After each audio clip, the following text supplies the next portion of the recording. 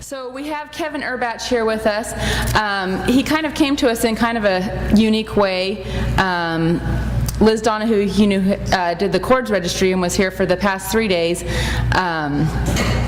When I sent her the thing, when I sent her the schedule, she'd asked if there was if we'd found someone to cover estate planning yet, and I said, I haven't found anyone yet, but it was high on the list of priorities that people posted on Facebook that they wanted to know about. And so she said, well, my dad knows some people. Why don't I, that's the field he's in, and we got Kevin's name through them, and when I thought that was all good and great, and then I read his bio, and we couldn't have gotten someone better than this. So he's the principal of the boutique estate planning firm Myers Urbach PC, located in San Francisco. He also serves as the National Director of Academy of Special Needs Planners, a national organization of special needs planning. So you can't get better than that. And I know he's had lots of accolades, I believe in Parent Magazine. So we're really honored and excited to have him here with us today, and I will turn the time over to you. Thank you. Well, I'm really happy to be here, and Lindsay, thank you for the introduction. It's going to be weird with this half-room thing here. This is my better side, so I made that happen. So, as Lindsay said, I'm an estate planning attorney, but really my area of expertise is doing planning for people with special needs, and it's not just Jacobson syndrome, it's all type of disabilities. And like most things, as I'm sure you're aware, when you're doing this kind of planning on any level for anything, people with disabilities have unique and special needs that need to be dealt with. And so just real quickly, I was wondering how many people thus far already have a plan in place, a will or a trust? Okay, that's not very many. I will let you know, though, that the absolute most popular form of planning in this area is doing nothing, by far. It's not something that people want to talk about. It's not something that people want to think about. But for people in your situation, it is absolutely crucial, because what you need to do and what you need to think about, what happens if you're not there? Who's going to take on those responsibilities? And some of the stuff I'll talk about today is financial and public benefits and other stuff that are available through this type of planning. But in general, the stuff that's more important that I find when I do planning for the parents of loved ones with special needs is replacing that person and trying to come up with a plan for what's going to happen 5 years, 10 years, 15 years down the road, depending on the person's care. And that plan will be different. And it does require quite a bit of consultation. So it's very important that when you do this planning, I always say don't hire just a general estate planner, hire somebody who does special needs planning. And as Lindsay mentioned, I am the national director of a group of attorneys who do nothing but this type of planning called the Academy of Special Needs Planners, and there's a website, I think specialneedsplanners.com. And I would recommend looking in your state just to make sure that you're finding someone who this is their area. This is something they do. And I already talked about planning, and planning is really, at the end of the day, doing a plan that will enhance the quality of life of that loved one to the maximum extent possible. One of the things that I do is I do a lot of public speaking in front of groups like this for a lot of different types of disabilities and different, situations like this. And at the end of the day, what I'll talk about is kind of a platinum type plan, and sometimes at the end of especially I'm doing a consumer seminar in front of parents in San Francisco, the last question, well, how much do you charge for this, is the question. And I'll say my fees, and some will say, oh, okay, that's fine, and some will go, oh, you can just see that no way can they afford that type of plan. There is a book from NOLO Press, N-O-L-O. It's called Special Needs, Planning for Your Child's Financial Future. I think it's $30 or $40. It has a sample trust at the end. If you feel that your estate's not worth having an attorney assist you in this area, there is what we call a bare bones type trust that will protect your assets and allow your child to continue to receive needs-based public benefits that they'll be entitled to at some point. So it's a really nice backup. You can also draft a will. NOLO Press is kind of a do-it-yourself book. And I was a co-author on that as well. So when people at the end of the day always roll their eyes like, oh, I could never afford the attorney, I'm like, well, here's a book that you at least do this, because at a minimum it will protect and appoint the right people, because that's at the end of the day the big fight we usually have with the families is coming up with the team that's going to take over if you can't do it anymore. So again, I've talked about some of the benefits of planning already. We want to leverage public benefits, which some of them are what we call needs-based benefits, meaning they're really designed for poor people. And sometimes if you leave an inheritance to somebody, and even if it's only $2,000 or more, it will disqualify people for types of benefits. So that's why if we put that little bit of money into a special needs trust, which we'll talk about, they don't count that money against that $2,000 eligibility. And so that's huge. Now it doesn't mean, and so a lot of my planning is fixing mistakes that have been made over the years when somebody gets an insurance policy and somebody's died, life insurance pays $50,000. It's devastating to that person with a disability. It costs them their financial monthly benefit from the government oftentimes and their health care through Medicaid. So we have to be very careful about how we do this planning. But the solution is very simple. Like I said, you can use the No-Low Press book, or what you could do is see an attorney, because I think the more important part is the stuff that you can't really do in a do-it-yourself book, and that's kind of creating the team. Who's going to take over management of not only the trust, but your child or grandchild? And a lot of times when you go to like a general traditional estate planning practice, an estate planning attorney will look at this and say, well, I have a button on my software that says special needs trust. I'll just press that button. And then, yes, I do special needs planning. What they're pressing that button is the No-Low Press book. It's a bare bones trust that will preserve eligibility for public benefits, but it doesn't do the things that I think are more important, which is kind of creating that lifetime team for taking over the care. And so that's a lot of what we talk about. So a part of that is housing, ongoing system for advocacy. I'm sure California is not alone in the fact that people with disabilities oftentimes have to fight for every little thing they get, especially when you're looking at government programs. And who's going to take over? We always, in my office, we call it that professional son of a bitch who goes in there and, gets in the face of these people who are refusing services or refusing to provide benefits. And so we have to plan for that, because oftentimes that's you as the parent or grandparent or the one who's in charge. How do we replace that? That has to be part of the plan. And then we also want to plan for caregiving. And that is, next to housing, it's oftentimes the most expensive part of the planning. And so it's very important that you know what your state will allow as far as government-sponsored caregiving services. So in California, we have a thing called in-home supportive services. It provides a nice little benefit, but it doesn't provide everything. Not even close. And so a lot of times we have to look to see what's there, and then, where's that shortfall? How can we plan for that? The costs. And then, again, there's other things with that. We have to have somebody in charge of that caregiver, because caregiver abuse of the disabled is chronic, and you have to be extraordinarily careful that you have somebody there supervising what's going on. Because all too often I see in my general practice, people calling and complaining about the caregiver stole this, the caregiver did that. I come home, it's usually an adult by this time, there's bruises we can't account for, we don't know what's going on. So it's very important that if you're not there to make sure that the needs are being met, you need to have somebody there who can at least supervise.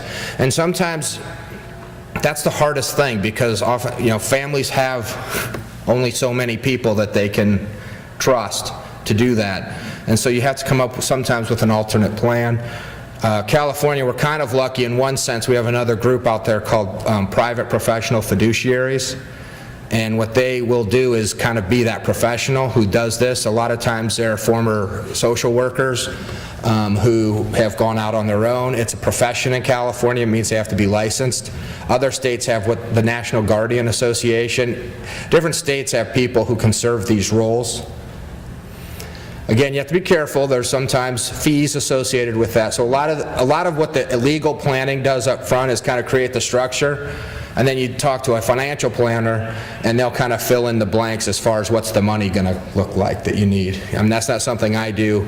But like any other part of this, when somebody asks me at the end of the day, we create this nice trust, we have all these wonderful protections, we've created a plan for advocacy, caregiving, housing, then they look at me and say, how much should I put in? And I'm like, if you saw my checkbook and balancing, you wouldn't be asking me that question. That's not something I do. But there are financial advisors who specialize in doing special needs financial plans.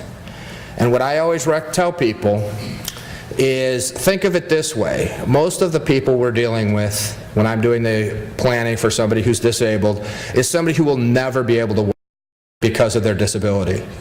And so in essence, what they're receiving from you as an inheritance or from other family members is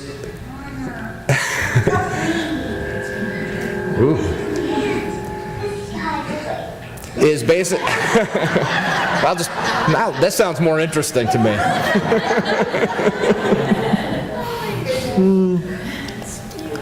So when we're doing this, again, the financial planners, there's different groups out there. So I know Merrill Lynch has a special needs planning group, Mass Mutual has a special needs planning group, and MetLife. And if you just look on their websites, they have specialists who do this kind of financial planning.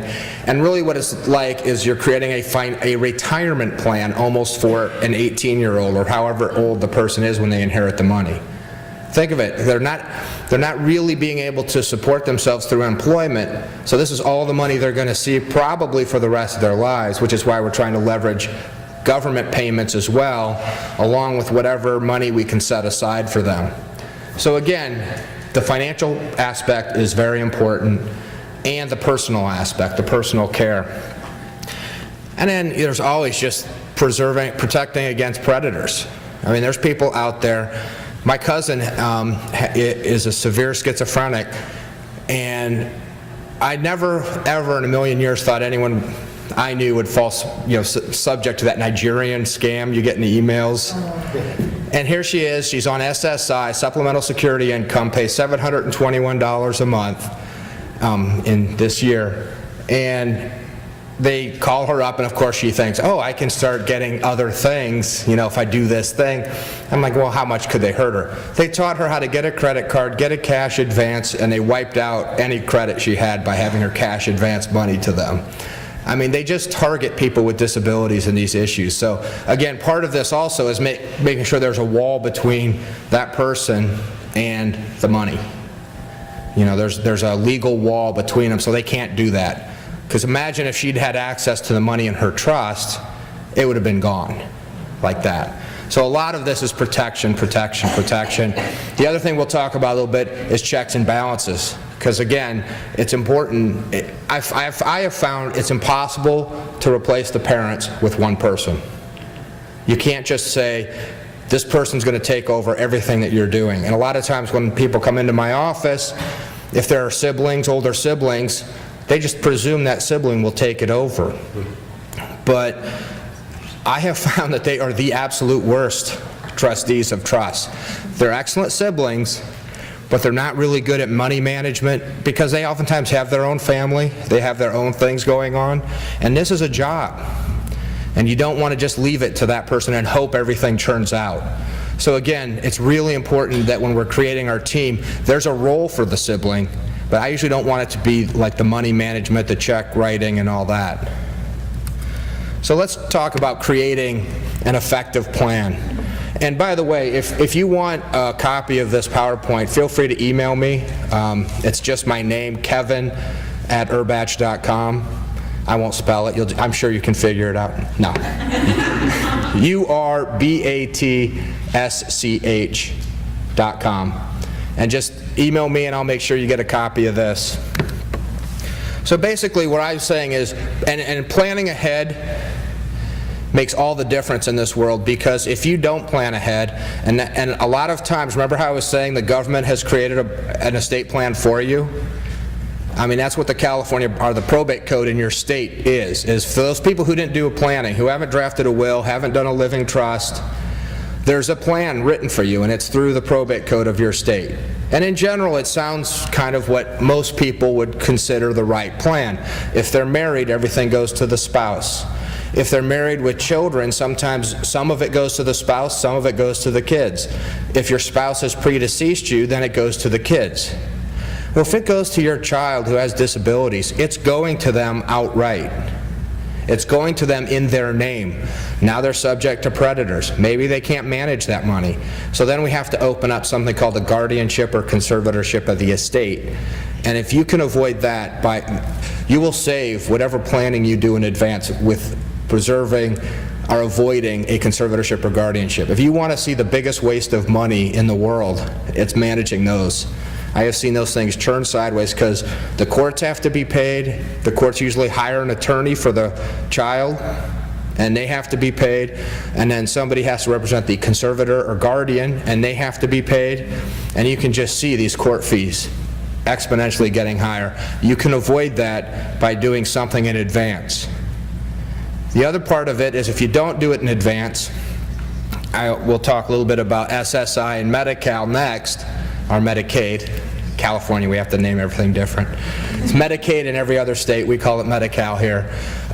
Basically, as I said before, those programs only let a person have $2,000 in their name. If they have anything more than that, you're barred. So if somebody left a $50,000 insurance policy, it would disqualify them from the benefits. There's a different kind of special needs trust called a first party. Basically, it allows that person to transfer their own assets into a different kind of special needs trust, stay qualified. The difference with that trust and the trust I'm talking about here is on the death of the beneficiary in that other trust, that money ends up going back to the state Medicaid agency. If you set up a trust in advance, transfer money, it's there for their lifetime, there's money left over, and then that child dies, it goes to your other family members or wherever you direct it. It avoids that government payback, what the other kind of trust won't. That's why planning in advance is so important. So again, I won't go through all of these. It's pretty obvious what you want to accomplish when you're doing this planning is take over for me. I mean, that's really what it is. Now, one of the things I strongly recommend to all of my clients is we're setting up a legal document, we're setting up a trust. And in that trust, we have all of our instructions. What do we want to happen if I lose capacity? What do we want to happen after I die? But I don't want to put in a lot of really strict things. I've had people say, well, I want to make sure that they get $20 a month. So write that in the trust. I'm like, I never want to write in these specific things because $20 a month might sound like something reasonable today, but this trust is still going to be valid, 50 years from now, and who knows if that still makes sense. So a lot of what I build is a very flexible document. I'm leaving it up to the trustee, which is the person responsible for managing the trust, to make a lot of decisions, leaving them a lot of discretion, okay? And so in that's where we talk about, the stuff they have to do to make sure that your child is getting the best care possible with whatever money's there. But the stuff that I like, the specifics, I like to put together in what we call a memorandum of intent or a letter of intent. And I would strongly recommend, even if you don't go out and do a special needs trust or a will or a trust, at a minimum, put together a memorandum of intent. And the reason is, nobody knows your child like you do. And when you're gone, all that data, all that information has disappeared. And so a lot of times we're left as the planners who are trying to come up with the plan after the fact, after mom or dad have died, and the aunt and uncle, whoever's there who's the guardian, is like, I don't know what they would have done in this situation. I have no idea. Or it could be, let's put together, here's the list of doctors, here's the allergies, here's the summer school, here's the family members who absolutely should have no contact with our child, here's the family members who should have contact with our child. And again, it's a really nice step you can take that really protects their interests. And when we do the trust, like I said, at the end of the day, the trust is very general. It's like, use the money in this trust to fully enhance the quality of life of my child with a disability for as long as possible. But when we are administering that trust, we're really looking at that memo of intent. We're really looking at what did mom and dad say they wanted to spend money on. Was it the summer camp? Was it a nice car? Or was it some other things? And that's where we try to focus, because again, I mean, it's the very rare case where there's enough money to pay for everything. So we're trying to, budget, kind of based off where the priorities lie with the family. So again, most of the time, as I was saying, our clients with disabilities are disabled so they cannot work. If that's true, then they'll qualify for a type of government monthly financial program. Either SSI, which is Supplemental Security Income, could be Social Security Disability Insurance, SSD, could be regular Social Security, that's rare. And so we have to make sure we know where that monthly income is coming from. Now, I'll talk to you about SSI, and a lot of you probably have children under age 18, I presume, just based off the disability. There's a reason they're not qualified for SSI at this point, usually. But there's another kind of benefit we'll talk about because they are disabled before age 18, where later in life they'll probably get a Social Security disability benefit, and eventually they'll also be covered by Medicare, which is great.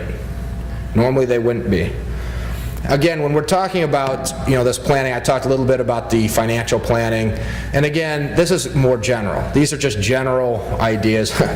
I showed my very expansive formula here: income minus expenses equals shortfall, to a financial advisor. He was wowed.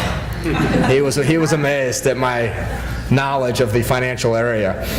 So again, that's not my area, but I do know a lot about monthly expenses of people with disabilities, and so I put together just some common expenses. Again, it's very important you have an idea about what's this going to look like. And then I just have, again, all these items here about different types of expenses you should think about, consider expenses that you're covering today, and then you have to think, what happens if I'm not here? What if my income is, my or my spouse's income is not available? Where's that shortfall going to be met? Again, I talked about the third-party special needs trust. Remember I was saying there's another kind of special needs trust called a first-party. The big difference between the two is there's in a first-party trust, that's the trust that's funded with the person with the disability's own assets. So that's if mom and dad did not do a special needs trust and they just inherited the money in their own name. There was a medical malpractice lawsuit and that money is theirs. They get hit by a car, there's a personal injury lawsuit, that money is theirs. We have to put that money in a first-party trust if they want to stay qualified for SSI and Medicaid. Okay? So a big mistake I see a lot of attorneys make even is taking these first-party requirements and dumping them into these third-party trusts. And remember the big one? Pay back to the government on the death of the beneficiary. Not required if you plan in advance. Required if you wait until, well, you wouldn't be doing it, but somebody else would. Now, a lot of times when we're doing this planning, there's a missing step that a lot of people forget. And remember, up until your children are 18, you have the right to make decisions on their behalf, where they're going to live, medical decisions, all those great things. At age 18, you lose that right. They are adults. They have all the legal rights of an adult until some court has established otherwise. And again, we'll talk a little bit. In California, we would normally set up something called a limited conservatorship of the person. That would give the parents the right to continue to make those decisions. Every state has a statute like that. It could be called a guardianship or a conservatorship. But there's an alternative to that. Again, when I was talking before about the guardianship and conservatorship, they're kind of divided into two things: estate and person. And if it's an estate, it's managing that person's money. If it's the person, it's making personal decisions like medical decisions, where they're going to live, who they're going to see, that kind of stuff. You can divide it up. When you're doing a conservatorship of the person only, it's a fairly easy procedure to follow. You have to go to court once. They'll come back usually on an annual basis to see if it still makes sense. But that is the way to continue to have the decision-making authority over your children when they turn 18. And when I say that, I mean the legal decision-making authority. I have been, in my experience, almost every doctor, almost every person will still look to you to make those decisions even after they're 18. Although, where they get into fights is when the parents have a different idea about the treatment than the hospital or doctor. And all of a sudden, not having that legal authority becomes the biggest deal. Oh, wait, you're not the conservator? You're not the guardian? I can't listen to you now until you get those. So again, we do go in for emergency temporary sometimes. So again, I'm not saying it's absolutely necessary in every case to have these things, but they're a nice legal protection, and that means the doctors, hospitals, financial institutions, everybody has to listen to you when you have the magic papers. We call them letters of conservatorship here, similar all over. But if your child has what we call legal capacity, and that is a very weird term, basically there's no bright line test. I can tell you one thing: if you cannot communicate, you don't have capacity. That's about the only bright line test in this world. But again, you usually get a neurologist to come in and they do an assessment, and the assessment determines whether or not you have legal capacity to make the decision that's being proposed in front of you. You can recognize the dangers and limitations. And I usually say, if they understand they're signing a cell phone contract, that means they're going to be able to use a cell phone, that might give you some idea. If they have that really slippery slope of what capacity is, you could have them sign their own documents, like a power of attorney, or an advanced health care directive, or a living will, and name you as their agent when they're 18. They have to do this when they're 18. So if they have capacity, you can avoid that court proceeding by having them sign documents, but they have to have capacity to do so. Again, if they have it, it's a really nice end run around having to go to court and get these expensive court documents. The issue is the child can always revoke them.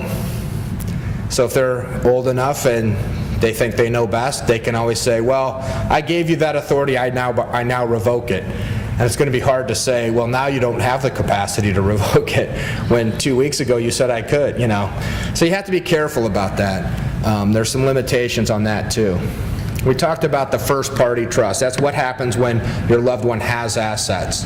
The protection is a first-party trust. So feel free to ask questions as I'm going along here, because we're going to get into the really fun area of understanding public benefits. I know after a week of sessions, this is going to be right up your alley. You're going to enjoy this. So let's just glance at them. These are the primary benefits available to people with disabilities.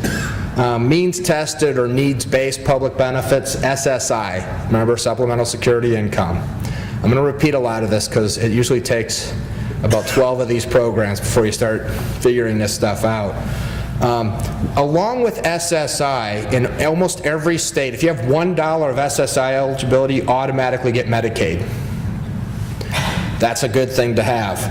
And then entitlement public benefits, Social Security disability. So I like that benefit because it's almost impossible to screw it up. So if you meet the definition of disability, you're going to get that benefit no matter how much money you have. The problem is you have to pay into the system. So if you look at your paycheck and it has an SSD deduction, you're basically buying a disability policy through the government, and that's SSD. And that's why a lot of people with disabilities fail to have SSD, because they've never worked and paid into the system. Okay? And then when they get payments for SSD, they get a monthly check based off how much they put in. And usually you have to work for about 10 years before you qualify for that benefit. But I always tell people it doesn't matter how much money you have in your own name. You're entitled to that if you're found to be disabled. So Bill Gates gets this if he's found disabled. If he takes it, we may have to do something. But if you're on Social Security disability for 2 years, you're qualified for Medicare. And that's a really nice benefit because, in general, Medicare is accepted by a lot more doctors, a lot more hospitals. They pay a little better for now under the Affordable Care Act. We'll talk a little bit about that. We'll really get into the politics of it first, and then we'll talk about how the Affordable Care Act helps you a lot with health care for people with disabilities. There's other benefit programs, Section 8, public housing. We're also dealing a lot with veteran benefits, and that's true even if like a parent was a veteran, so even dependent children can get some benefits from that depending on, again, income, assets, and there's a whole bunch of really nice benefits that are available there. But let's talk about the number one benefit we see is SSI. Again, you have to meet two tests. You have to be disabled, and you have to be poor. And to be poor, they have two tests for that. You have to have under $2,000 in resources, and the income test is based off, and when I say income here, I'm not talking IRS income, because that would be too simple, and government benefit programs don't like simplicity. They want to make things as complicated as possible. So it's based off their own definition of income, and we'll talk about that. It's earned income, unearned income, in-kind support and maintenance income, and deemed income. Isn't that fun? So the good news is you probably will have to learn at least some of these, when your child turns 18 if they qualify for SSI, because you can screw up their SSI if you don't know these rules. And the same thing is true of your trustee of a special needs trust. They can unintentionally screw up these rules, cost the person their SSI, which then in turn costs them their Medicaid. So it can be a big deal. But let's just kind of go through here. Well, let's see what you get. What do you get if you qualify for SSI? Well, in this year, there's a federal benefit rate of $721 a month. And that is to pay for all of their food and shelter. And I think there was a group, Technical Assistance Collaborative, out on the East Coast that has said there's not a single urban area in the U.S. where you can live off $721 a month. But that's all they're willing to pay. Some states will supplement, so like California's is $156 on top of that. Again, in San Francisco, that's not even get you a parking spot. So it's crazy how little they'll pay. But what's really important is the access to the health care. And then the other thing, which is kind of unusual, is every year they give a little COLA, a little cost of living adjustment, usually around 1 to 3%. And over a lifetime, this is a huge financial benefit. So a financial advisor and I ran these numbers, and we figured out that for a 40-year-old female, because we were trying to decide if we should go with traditional Medicaid or try to get maybe this new expanded Medicaid that's available through the Affordable Care Act, which doesn't have a resource test, but SSI does, and it could end up costing them the SSI. And we found out that the loss of SSI for a 40-year-old woman who has this for the rest of her life, to get the equivalent of that, we would need to collect about $3.4 million. That's how big of a difference that guaranteed stream of income is over a lifetime. And trying to replace that can be very complicated and very difficult. So it's bigger than it looks, even though it's only one. On the one hand, you're thinking, what's that get you? But on the other hand, it is a nice way to supplement the money you might put in a special needs trust to make the dollars grow over a lifetime. So what do they mean by disabled? Well, what they mean is it's a physical or mental impairment that will last for 12 months or longer, and that physical or mental impairment prevents them from what they call substantial gainful activity, which is a fancy way of saying work, where you're going to be unable to work. And they usually define work to mean go out and get a job doing anything making about $1,040 a month. So what they're trying to say is, it's a significant disability that prevents you from working. And if you ever see those late night TV shows where the SSDI attorney's on there, if you've been denied your benefits, this is what they're fighting about. This is the definition they're fighting. Because the Social Security Disability Office is saying, oh, they can work and get a job.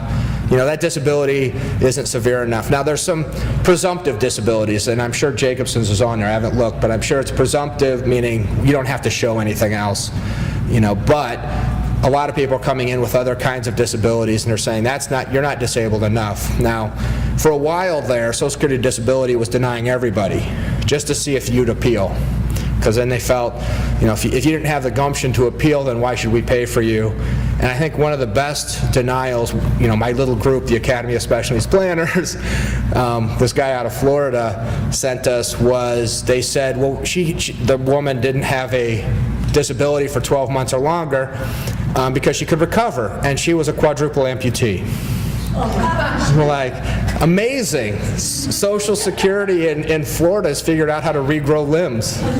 So you just see how absurd their denials were. They've gotten a lot better, but there's still a lot of that out there. The resource test that I already told you about is $2,000 for an individual. There's $3,000 for a married couple. But not everything is counted. They actually allow you to have a home of any value as long as it's your principal residence, one car, basically your furniture, your personal stuff, stuff that you need to live. They don't count that as part of the $2,000. And then they have some weird ones, like you can have a burial plot. You can have a revocable burial contract, but only up to $1,500, or life insurance, but only with a cash value of under $1,500. So there's a bunch of little ones there too. The big ones are the home and the car. And so a lot of times we use those. But a lot of people say, well, then I'll just leave my house to my child with a disability. And I'm like, well, that won't affect the benefits. But what if the Nigerian scammer called them? And they gave their house to this Nigerian person. I mean, there's predator protection inside a trust as well, which is why we really like it. Now here's the fun part. So the resource test is fairly straightforward. $2,000, house, car, stuff, doesn't count, but cash, almost everything else does. I already talked to you about the income test, not IRS income. This is a common mistake, sometimes within the Social Security office itself. They're like, why is this on your 1040? I'm like, well, it has nothing to do with your income. So again, you have to kind of know these rules, and here's where people fall down. They make mistakes in administering these trusts. They make mistakes in managing money for kids with disabilities who are on SSI because they use their common sense. You can't use your common sense. These rules do not make sense. You just have to know them.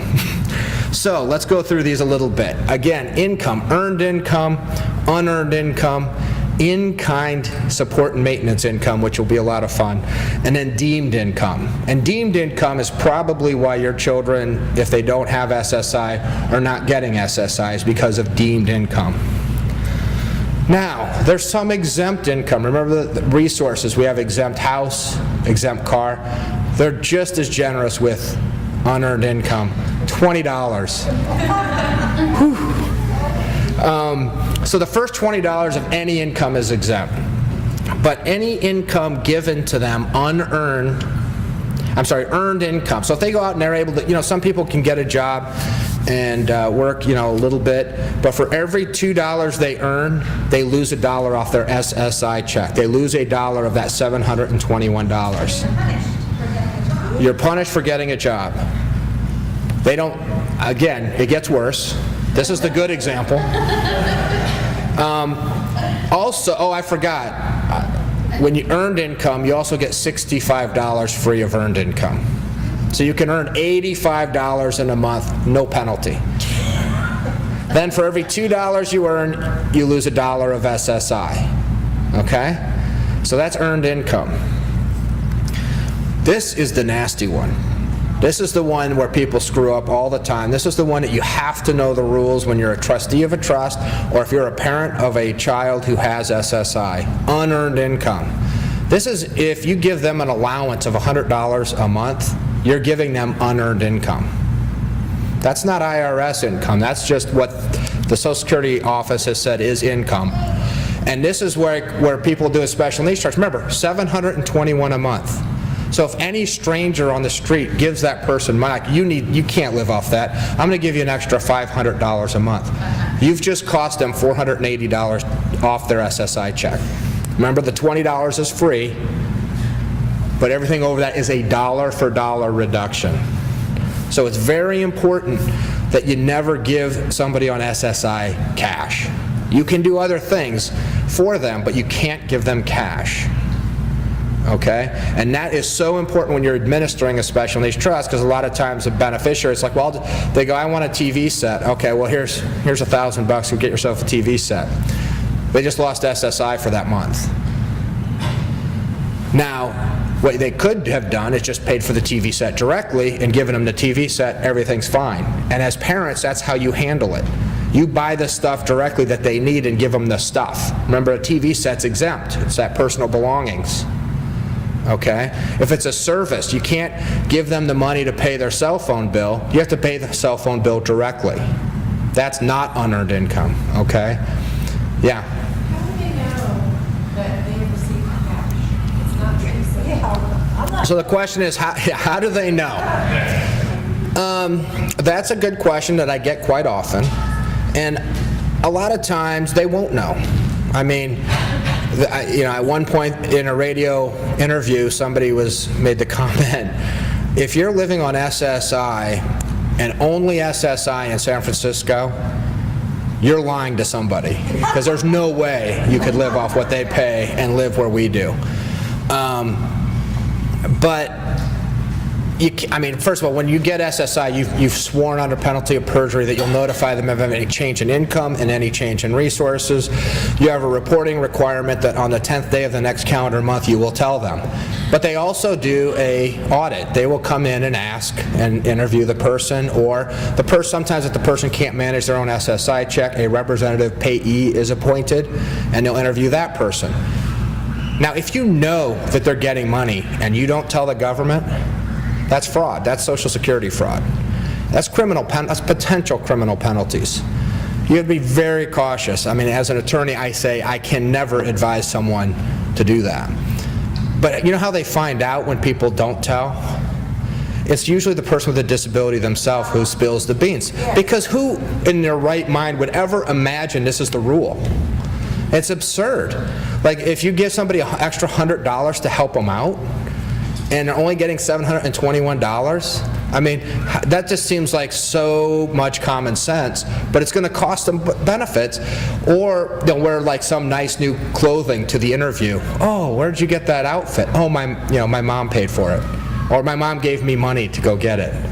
Oh, that's great. Does she give you money for other stuff?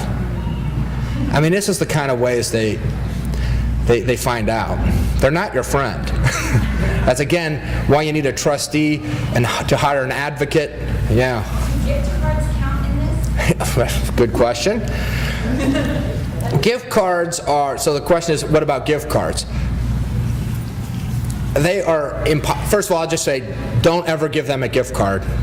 There is an exception for gift cards, but there's two rules. One is it cannot be used to buy food or shelter.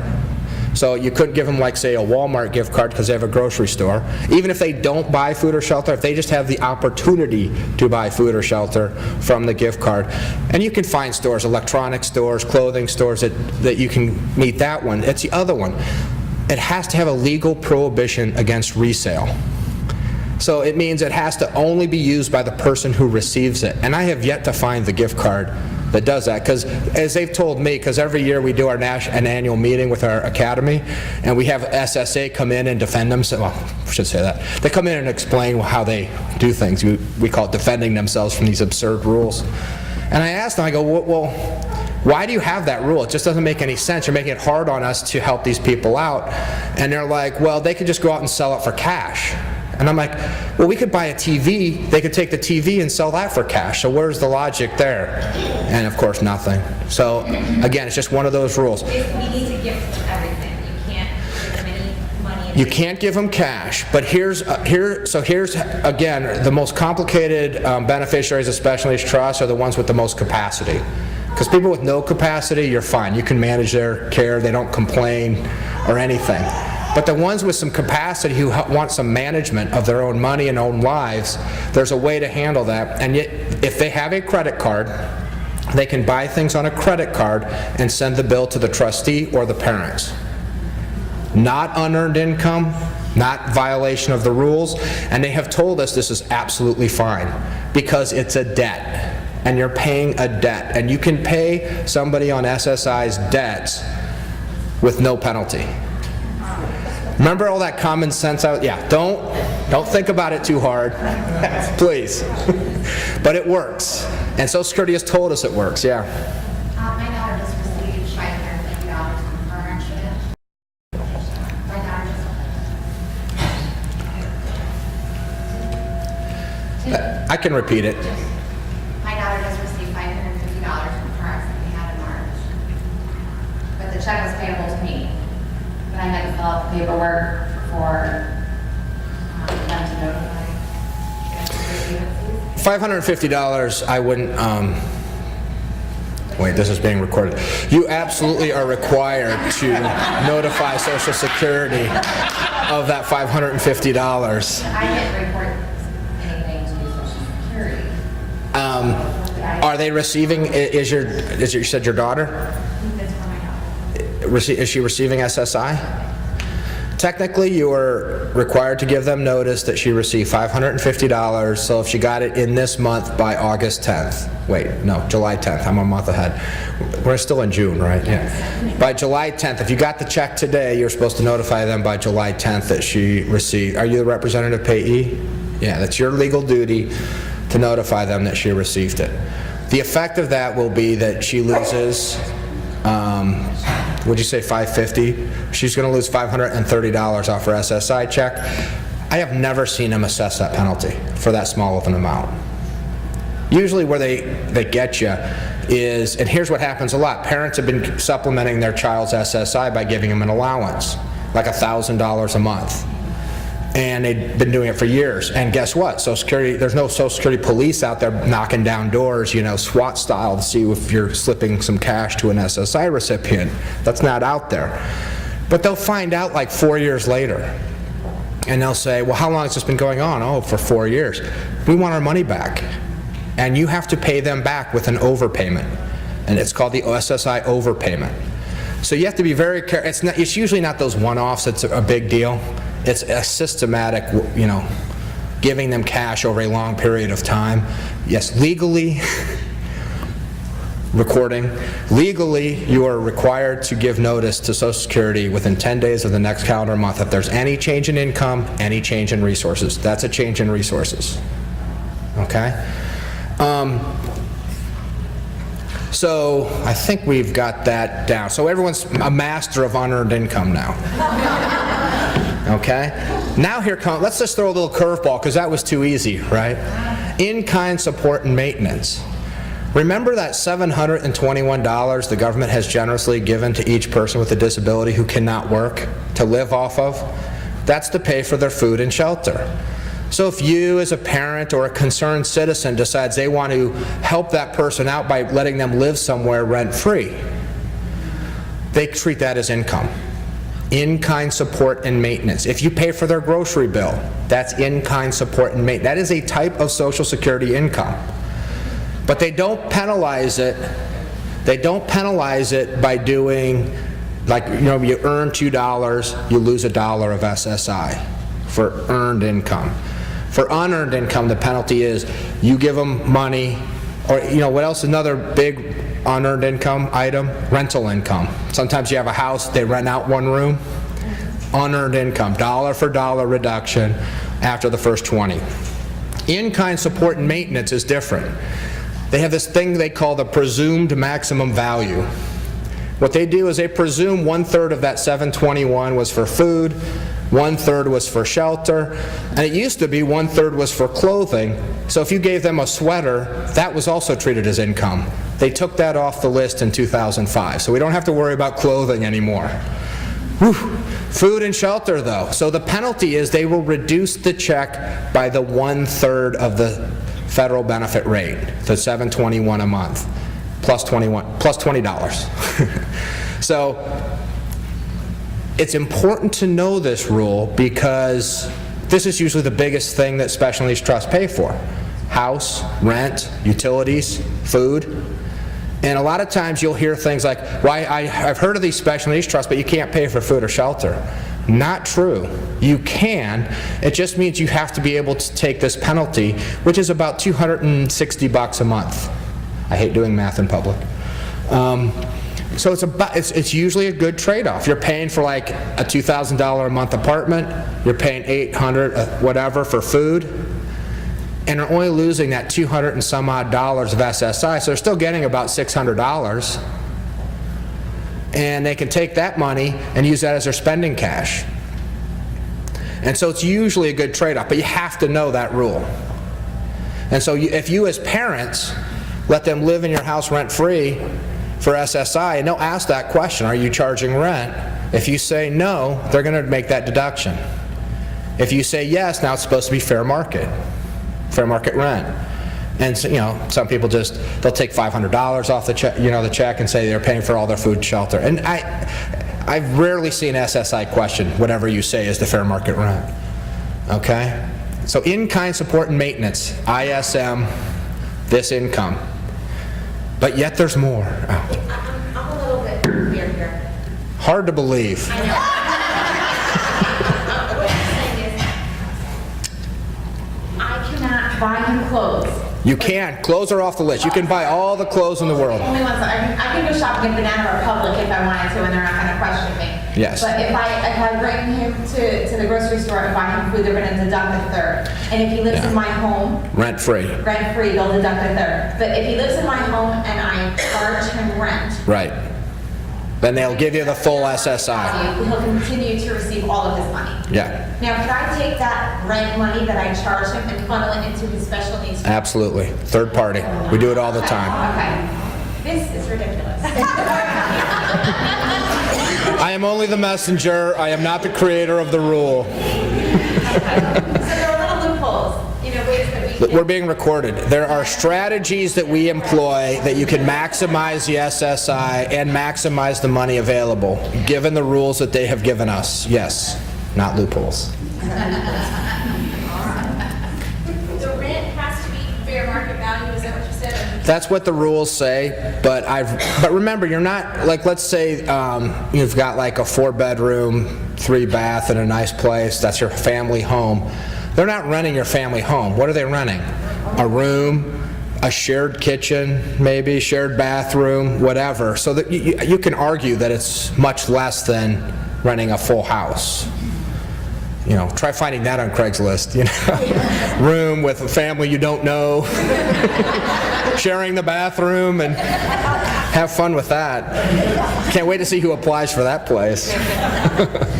So then there's the deeming, and Social Security also, for people who are under age 18, if their parents are alive, their income and their assets are counted as that child's. That is why most children under age 18 with parents don't qualify. Then, of course, the rules get really screwed up if, like, the parents die but they're living with the grandparents. Grandparents don't count, only the parents, unless the grandparents adopt them, or if it's stepchildren. So the rules can get a little tricky here.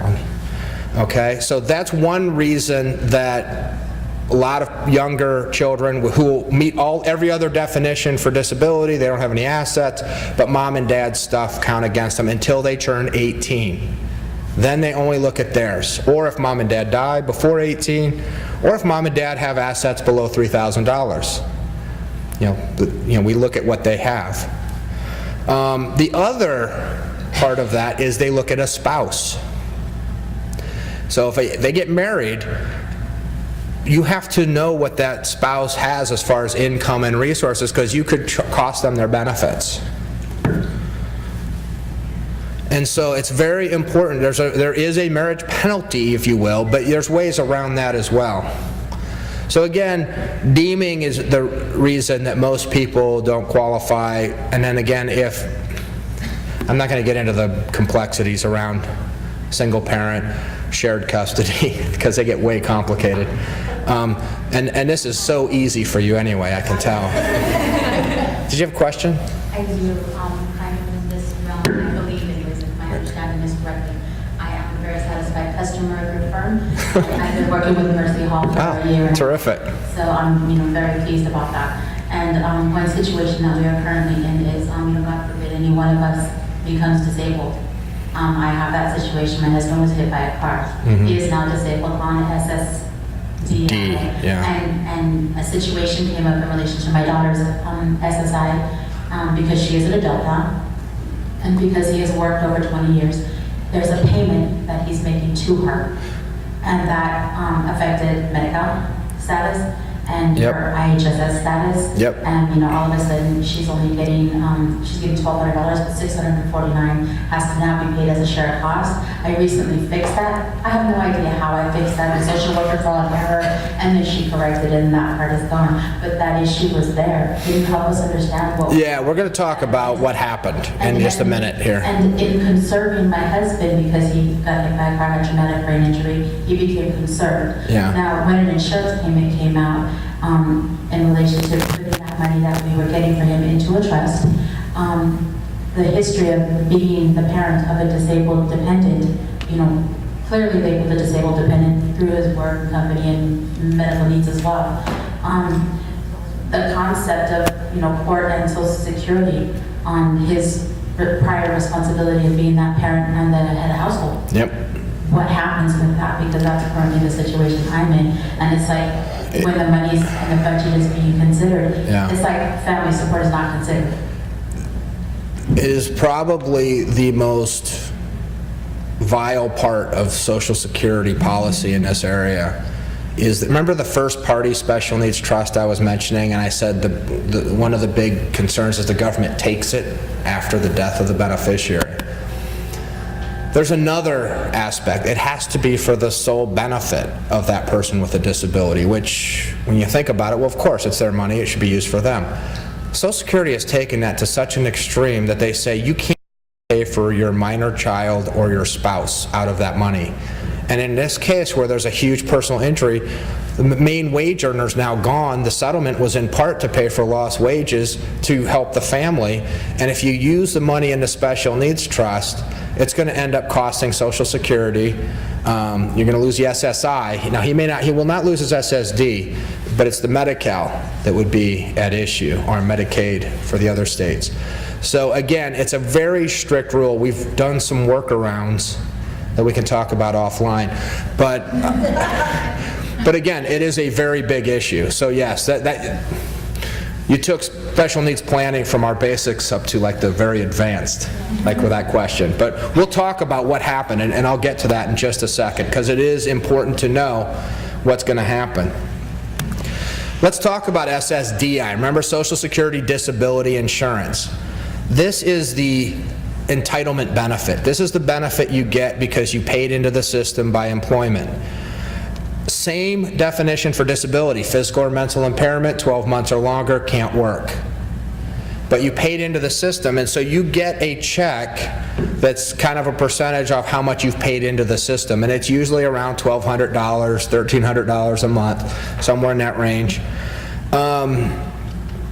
After 2 years, he'll go qualify for Medicare, which is really nice to get. But they treat SSDI payments as unearned income for SSI purposes. So if somebody's been on SSI and then they get an SSD check, $20 for free, dollar for dollar reduction. Okay?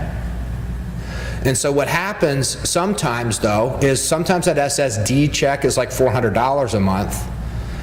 And so you'll see people who have SSD and SSI. And so that happens sometimes too. Now, I like SSD in the fact that, remember all that unearned income, in-kind support and maintenance, all that other stuff we had to talk about? Doesn't matter for SSD. You can't screw it up. You can give them cash, you can do whatever, they're still going to get their SSD. It might affect their Medicaid, but it's not going to affect their Social Security disability. Here's the benefit for your child with a disability that caused, I forgot, I didn't get your name. Annette, her problem.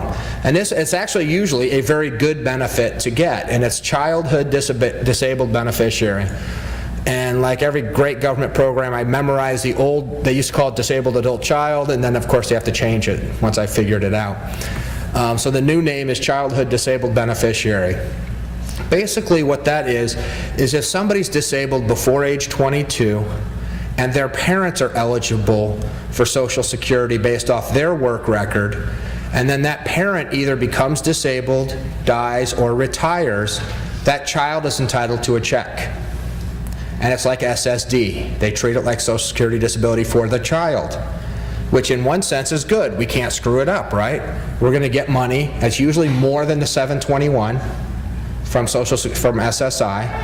And so you're getting a little more money, and then if that child's on it for 2 years, they get Medicare again. So then they could be eligible for Medicare and Medicaid, or Medi-Medi, I always like saying that. And so that's usually a very good benefit to have over a lifetime, and they get it for their lifetime. Okay, as long as the parent's disabled and then recovers, they lose it. But if the parent retires or dies, they continue to get it. And it's usually about 50% of whatever the parent's getting. And it doesn't take 50% away from the parent's check. It's just in addition to what the parent would receive. Okay? So it is a pretty good benefit to have. No resource test, Medicare after 2 years, but it will usually cost the SSI. And what happened here, and in California, we're a little unique. Each state treats its Medicaid program differently. And in California, we treat excess income.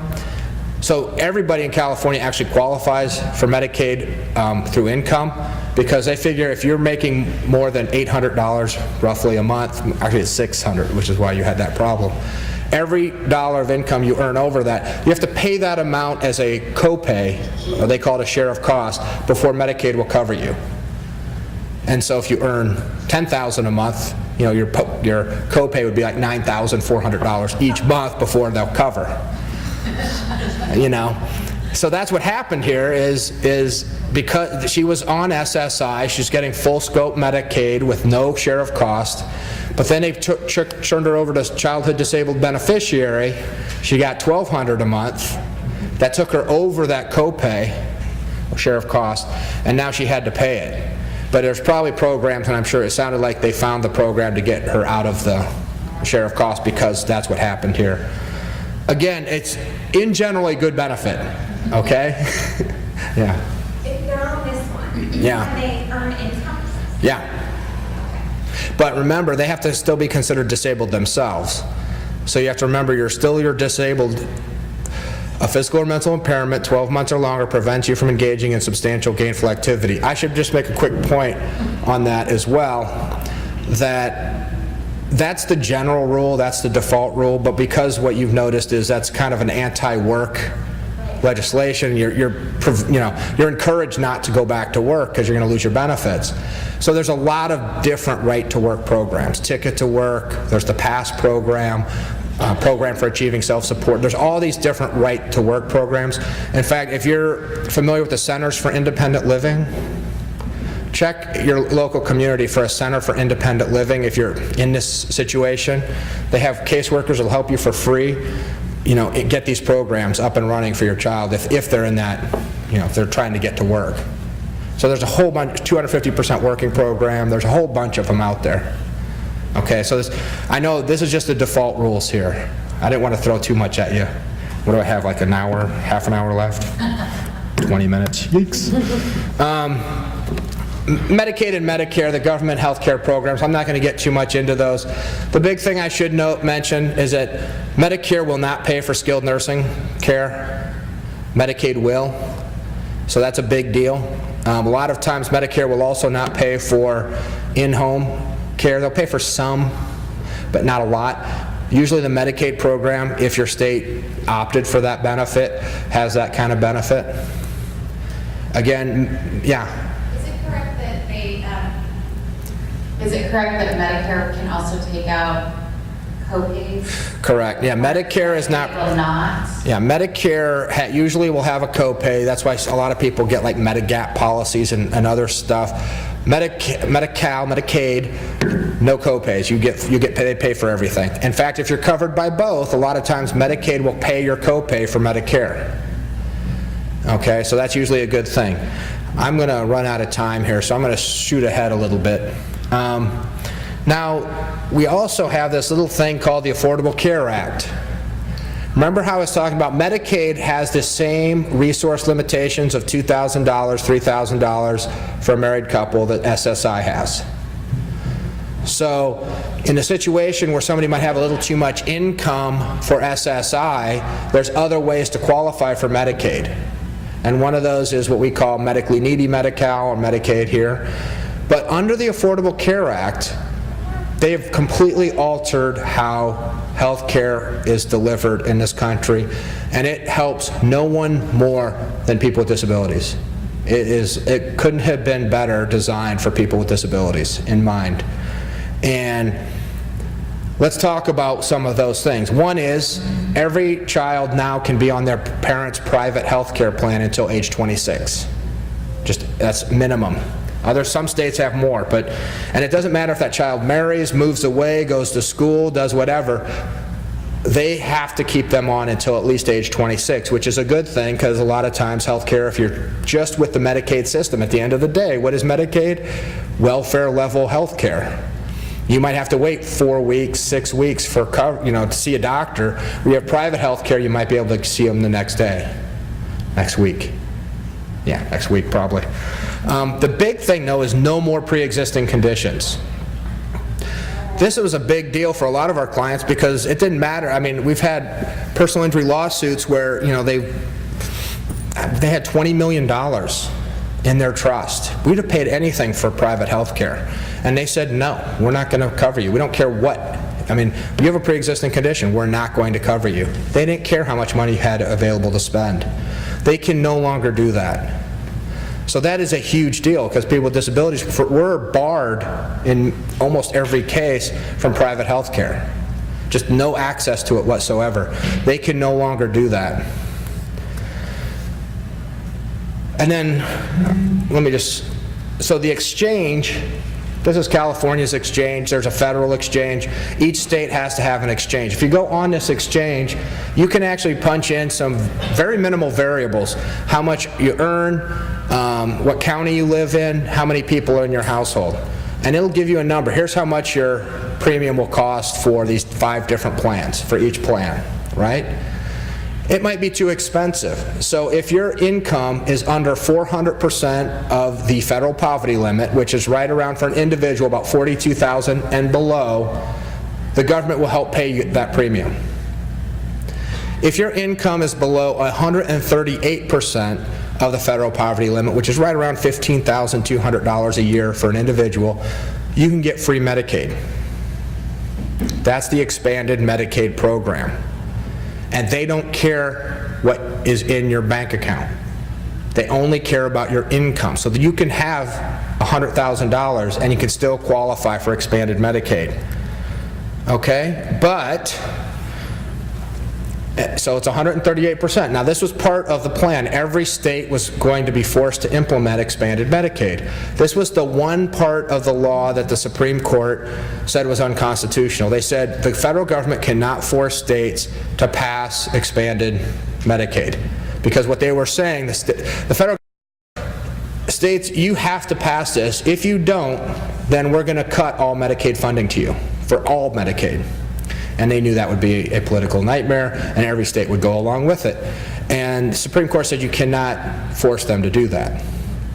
I remember another time when they did that, when they were getting the drinking age to 21, they said, if you don't raise your drinking age to 21, we're cutting all your federal transportation dollars. I didn't see the Supreme Court getting involved then. But again, now it's a big deal. So this was the one part. So not every state has passed this. So here's a list of the states. The blue states are the ones that have passed expanded Medicaid. Orange states are not moving forward at this time. And then the blue states are still a debate. Looks very Civil War-y to me, I don't know. So it's kind of a problem for those states that haven't passed expanded Medicaid, because if you're under 138% of the federal poverty limit, you don't get a subsidy from the government to pay for a private health plan.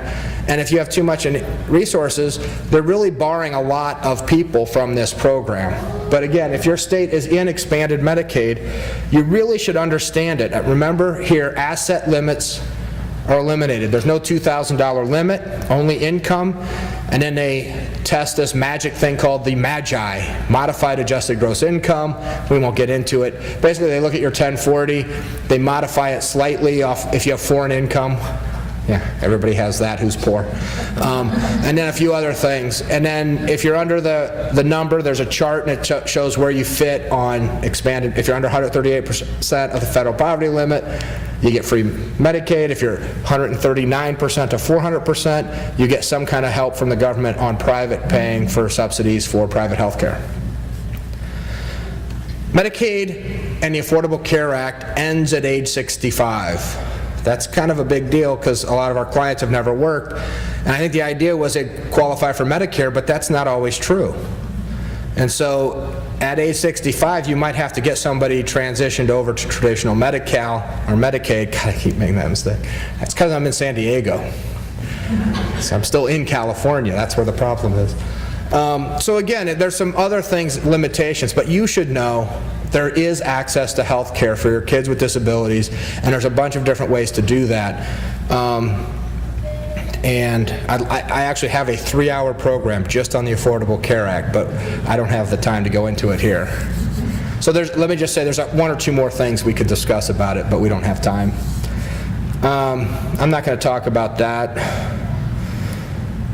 Section 8, and this is actually kind of a big deal because housing, again, is a huge deal for our people with disabilities. We want to make sure there's adequate housing, and what we'd like to do is get Section 8 for every one of our clients because they qualify. The problem is, this is one of those benefit programs that says, like, we have 100 vouchers that we're going to give away. And if there's 7,000 people who want those 100 vouchers and who qualify for those 100 vouchers, we're giving away 100 vouchers. The rest of you guys are on a waiting list. And guess what? Because there's so many people on the waiting list, we're shutting down our waiting list. So unless you have somebody who's already receiving a Section 8 voucher, in most communities, there's other communities this isn't such a big deal, but in most communities they won't even open the waiting list. But if you get one of these things, it is such a great way to get another stream of income into a special needs trust. Remember the $721 that most of our kids or people with with disabilities are living off of?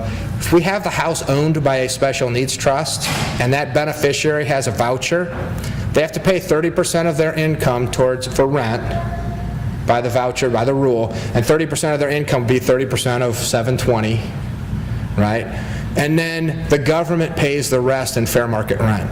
It's another way of money coming into the trust to stretch out the dollars for lifetime care. So if you can get that, it's a really wonderful way to get another source of income to help out your child. Okay, let's talk about the trust real quick. I talked a lot about it at the beginning. If the money's held in this third-party trust, it doesn't matter how much money goes in. They won't count it against them for eligibility for SSI or Medicaid. They won't say it's part of that $2,000 limit, as long as it's set up correctly, which is a big deal. And then I already mentioned my preference that not only should the document be used to preserve eligibility for benefits, but you should also be thinking about advocacy, caregiving, management, lifetime care. You want to be putting, because this is your legal document. This is the one that has some weight to it. If somebody starts screwing around with your kid after you're gone, this is the document where that's the stick that you can beat somebody's head with, if they start doing something wrong. And so it's important that you look at these other things. Again, a lot of times I just hear I don't hear this too much anymore, but a lot of charities for a long time were recommending that you just disinherit your child with a disability, because otherwise they're going to lose their SSI and they'll lose their Medicaid. Well, that works, but then the money's with a brother or sister with that that unstated promise to help them out. And sure, that sometimes that works out, but then what if they were losing their house in the housing crisis and they use that money to pay their mortgage? Then money's gone. Or, what if they're subject to some other creditor? Or, I always say, what if they run a stop sign and hit a bus full of attorneys? They're going to get sued. They have a bunch of creditors. What if they die and they leave everything to the, sister-in-law, daughter-in-law, or the son-in-law, that ne'er-do-well, who's not going to help out their, that other kid in the family, the disabled kid. And sometimes they just don't want to. I mean, they'll say they will, but they'd rather get a boat or whatever. And so there's nothing you can do to force them to use that money. That's why the Special Needs Trust is so important, because the money's set aside for them. It can't be used for anyone but them as you set forth your instructions in your document. That's why it is so important. And it's so important that you name the right people, because a trustee of a trust has a lot of power over that money. Now, they're what we call a fiduciary. It's the highest duty one person can owe another under the law. So if they screw up, you can file a lawsuit, the breach of fiduciary duty, you can get this big giant money judgment, but guess what they do when they take the money? They spend it. It's gone. And unless they're independently wealthy, how are we going to get the money back? See, it's so important. And so what I always recommend is if there's enough money available, you name a professional to be the trustee. Sometimes it's a corporate trustee. In California, we have private professional fiduciaries. And then the family's on an advisory committee. And they have the right to fire and replace a trustee at any time for any reason. That keeps that trustee honest. And then they also have the right to review financial records, trust records at any time.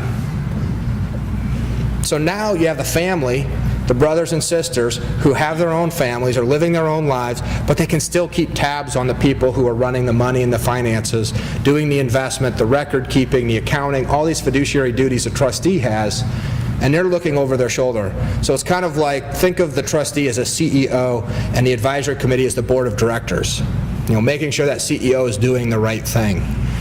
And then we sometimes put in a trust protector on top of that, because the other thing about these trusts is they can last for decades, hopefully.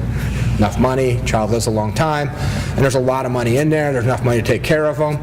And so we want to make sure that as these trust advisory committees might be getting older, dying, they're being replaced with somebody else.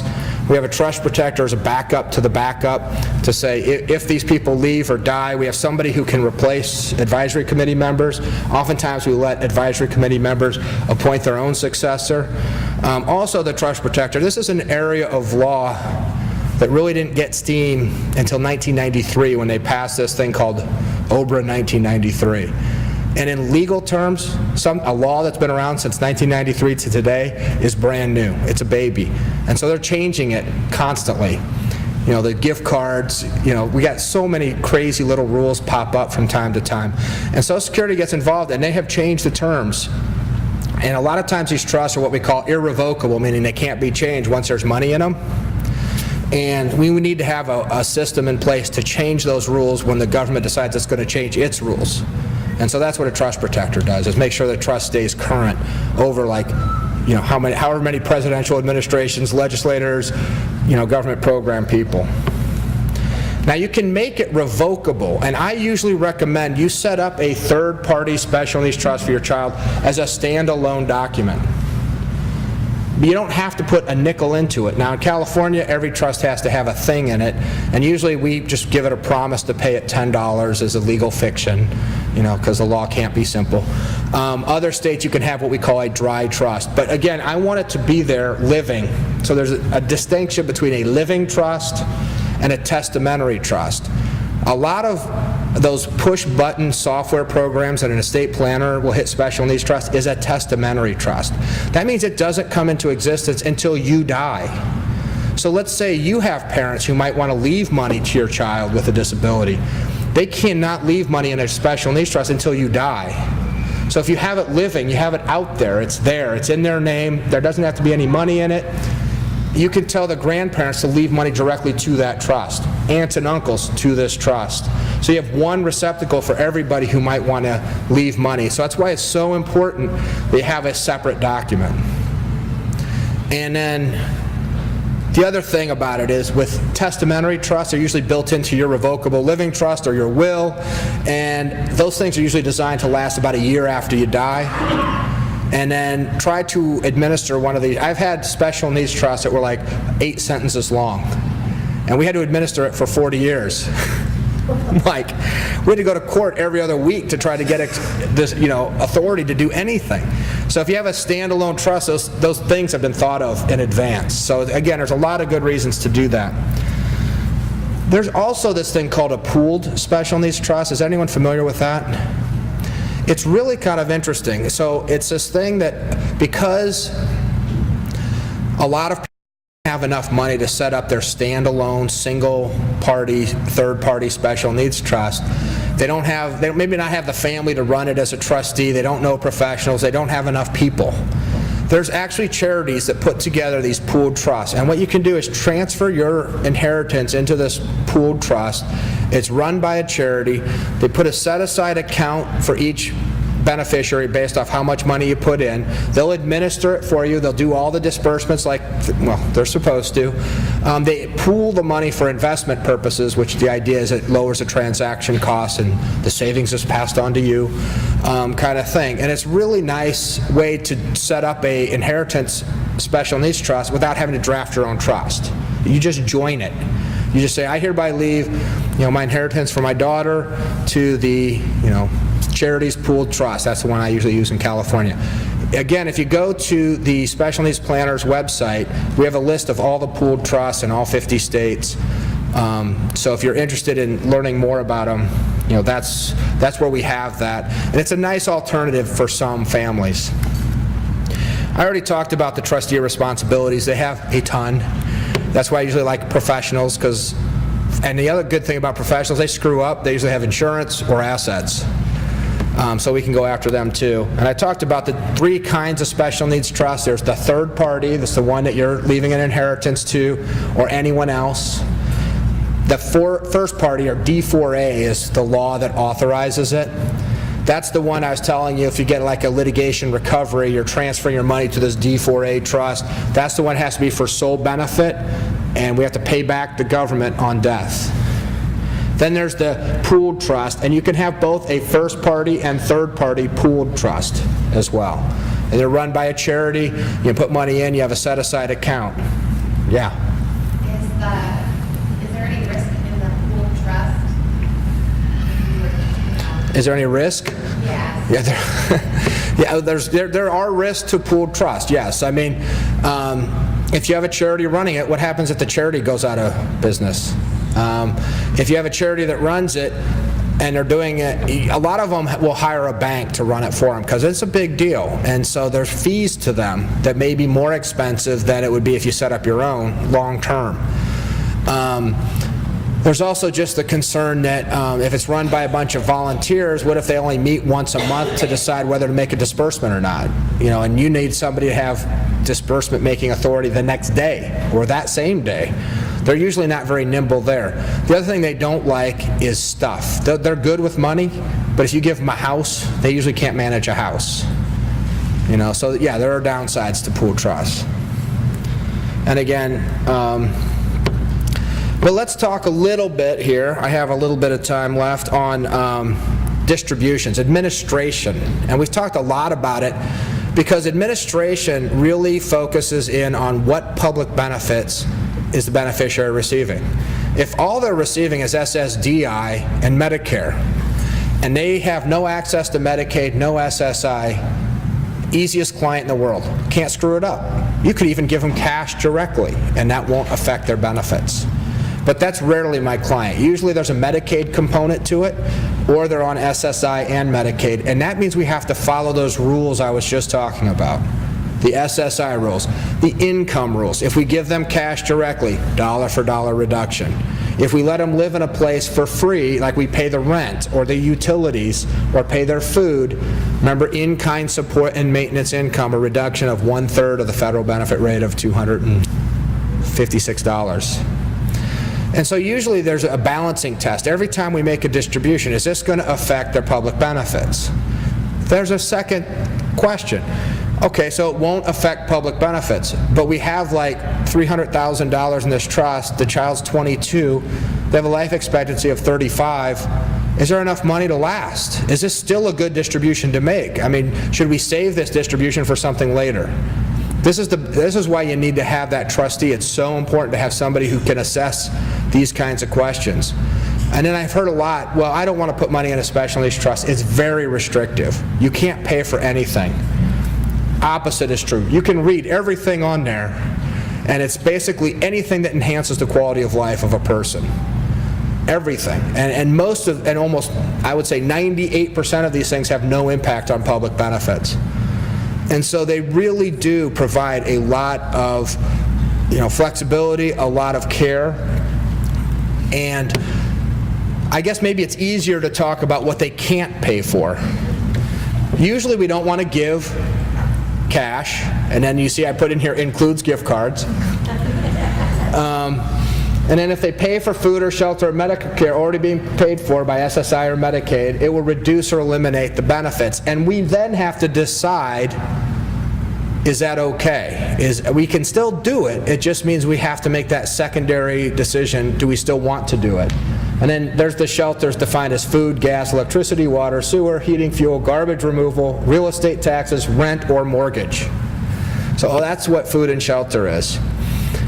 Sometimes I hear the question, well, if we're covered by Medicaid because we have an SNT, what if we want to get private health care? Maybe we want to get a little better level of health care through the private companies. And you can use the special needs trust money to pay for health care.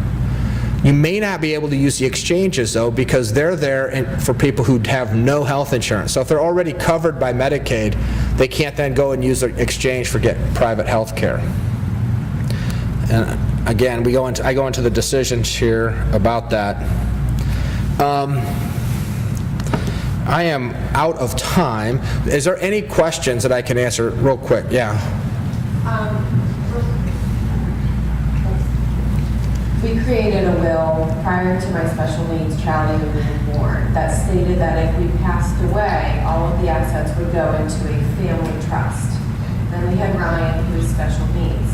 I want to set up a special needs trust. Should I change that other thing to eliminate Ryan from receiving that? No. So what you would do in that case is you would keep that, you'd keep the will, and you would just amend the will. We call that a codicil. Again, we have to come up with fancy words to justify our fees, right, as attorneys. Codicil to your will. And basically what you'd say is, we'd leave everything to the family trust. Now, is the family trust with your spouse as the beneficiary? Yeah, and then if we both passed. If you both pass, then does it go into the family trust and then distribute out to the kids at certain ages? Or? I believe so. I don't. Generally what you would say is wherever your kids are getting their money, it's probably in the trust. You would change that, just say, we're modifying our will with a codicil, and everything that goes to Ryan will now go to the Ryan Third-Party Special Needs Trust, dated whatever date you sign it, so June 26, 2014. And then that identifies to the person who's managing your will, either the executor or personal representative, that on your death, they have to follow your instructions. So your other kids would get their inheritance, however it was set up, is probably staged distributions or outright or in a different kind of trust. And Ryan's would come to him in that special needs trust. And then you'd have a separate trust. I recommend setting up a separate trust, just bare bones, outside the will and the testamentary trust. But a lot of estate attorneys, there's nothing wrong with having it inside your will as what we call a testamentary. It doesn't come into existence until you die. Other than, you lose a little flexibility. If your parents, say, for example, wanted to leave money for Ryan, they couldn't in your trust because you're still alive.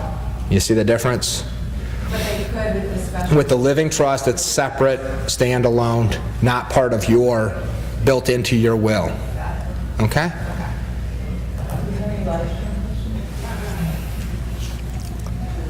Yes. Well, my grandson just turned 18. So if he's living in my daughter's house and he's getting SSI, and we ask them if they're paying rent, we say yes. Yes. Okay. And it's really a good idea if he actually is paying rent. Yeah. Okay. Don't just say it. Thank you, and then you can do what with the invitation. It's your money to do with what you will at that point. And if you want to put it into a third-party trust, you want to set up a separate standalone account for your child, and then you don't have to deal with any of these Social Security rules later, that's up to you.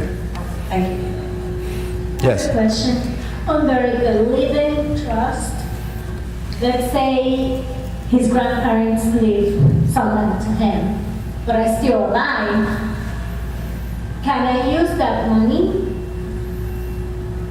when I'm still here for anything? If- Like, if he, I'm sorry, I missed some part of what you said. So you had your parents have a living trust, right?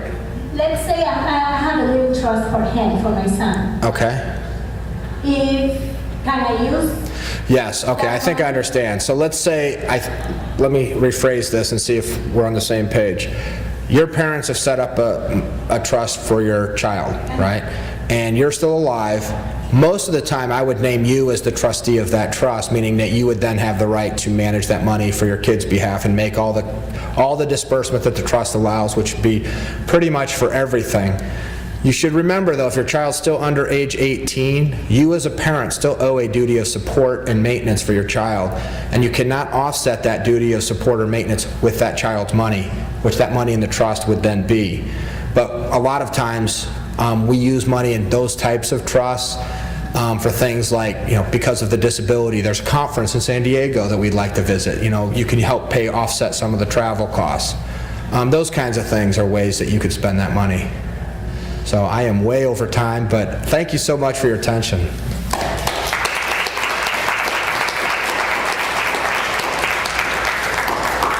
We want to thank you so much for coming. This was very, very informative. I feel like we need to have a year-long course on this. I teach many courses, so. Right now.